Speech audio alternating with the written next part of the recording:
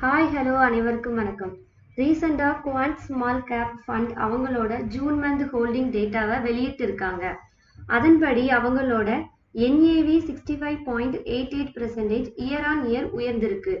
AUM value 1724 crore month on month உயர்ந்திருக்கிறது. இந்த ஃபண்டோட பெரிய ஹோல்டிங்காக இருப்பது ரிலையன்ஸ் நிறுவனம் உள்ளது மற்றும் புதிதாக 6 நிறுவனங்களில் முதலீடு செய்துள்ளது. அவை Kotak bank, Marico, Sun TV, Pfizer, Mangalam cement மற்றும் அரவிந்தோ பார்மா. HDFC பேங்க்ல 2 மடங்காகவும், IRFC மற்றும் அதானி பவர்லையும் அவங்களோட ஹோல்டிங்கை அதிகப்படுத்தி இருக்கிறாங்க.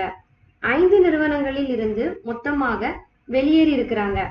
அவை Adani green energy, KNR constructions, NLC India, Metropolis health care. Cash holding 1.83% ஆக உள்ளது.